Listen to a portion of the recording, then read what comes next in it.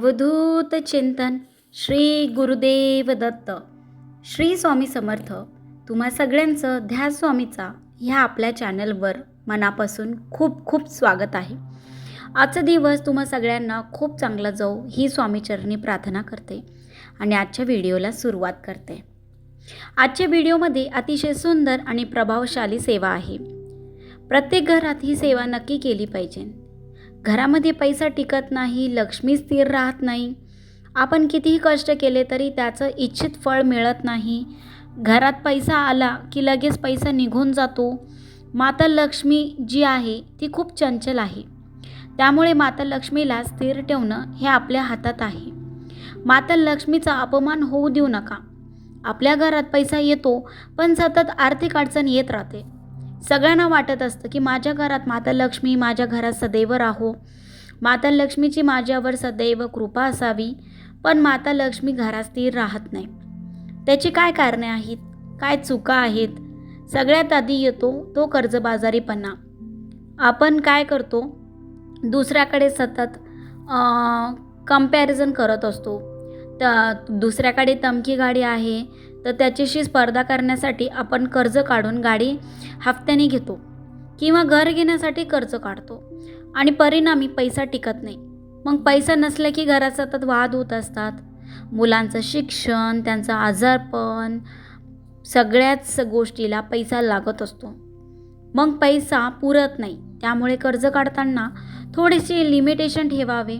आपण कष्ट वाढवावे जेणेकरून जे स्वप्न बघितले ते पूर्ण होण्यासाठी मदत होईल.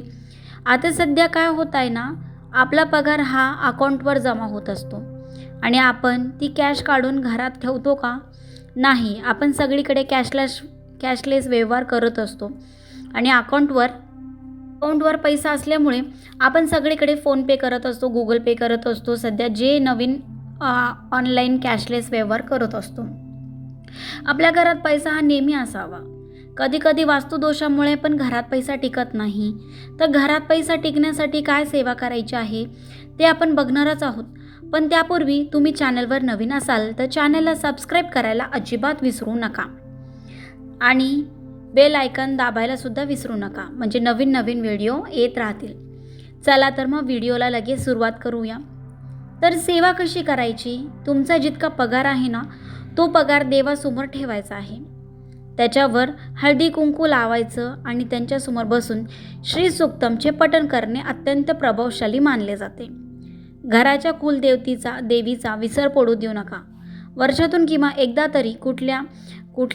तरी कुळाचाराप्रमाणे कुलदेवीचे दर्शन घ्यावे आणि तिची ओटी भरावी आणि दर गुरुवारी श्री स्वामी समर्थांच्या तारक मंत्राचे पठण करावे किंवा श्री स्वामी समर्थ या मंत्राचा जप करावा. यामुळे घरातील नकारात्मकता दूर होते.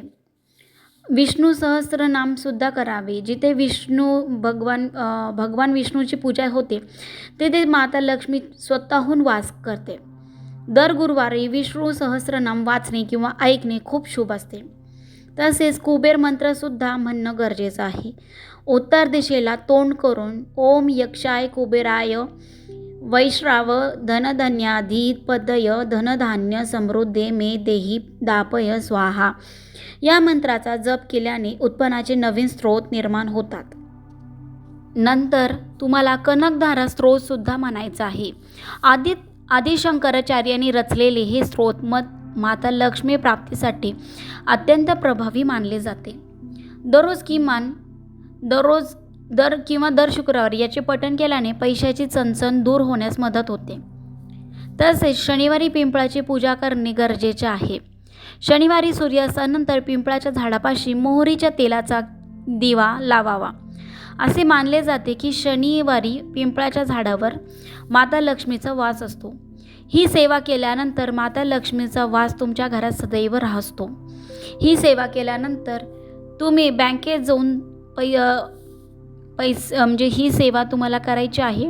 म्हणजे जी तुम्ही कॅश घरात आणणार आहात, मग ती कॅश तुम्हाला 2 दिवस ठेवायची आणि नंतर तुम्ही बँकेत जाऊन जमा करू शकतात किंवा घराच्या तिजोरीतसुद्धा तुम्ही ठेवू शकता. ही सेवा केल्यानंतर तुम्हाला स्वतःला अनुभव येईल. घरात लक्ष्मी स्थिर राहील. खूप सुंदर सेवा घडते. काहींच्या घरात माता लक्ष्मीचा फोटो हा उभा असतो. लक्ष्मी कधीही उभी नसावी. त्याने लक्ष्मी येते आणि निघून जाते. तुम्ही घरात माता लक्ष्मी ही कमळाच्या फुलांवर जी बसलेली असते, बसलेलाच फोटो म्हणजेच मांडी घातलेलाच फोटो घरामध्ये असावा. त्याने घरात लक्ष्मी टिकून राहील. तुम्ही घरात पैसा ठेवताना शक्यतो उत्तर दिशेला ठेवावा. त्याने घरात भरभराट होत जाते. वायव्य दिशेला ठेवू नये. ह्या गोष्टी जर तुम्ही पाळल्या तर लक्ष्मी स्थिर राहते. आपण ह्या गोष्टी पाळत नाही, पण हे नक्की करून बघा. मी जेव्हापासून ही सेवा करायला लागले ना, माझ्या घरात माता लक्ष्मीचा वास वाढत गेला आहे. या सेवामुळे मला खूप फरक पडला आहे. तुम्हाला पण नक्की पडेल. तुम्ही पण अनुभव घेऊन बघा. तुमच्याकडे पण पैसा आला की लगेच खर्च करू नका. घरात पैसा राहू द्या, मग ज्याला द्यायचे त्याला द्या, पण लगेच पैसा खर्च करू नका. म्हणजे आता समजा आज तुमचा पगार झाला, तुम्ही घरात पैसे आणले आणि लगेच लोकांना दिले, असं करू नका. किमान एक दिवस तरी घरात पैसा राहायला पाहिजे.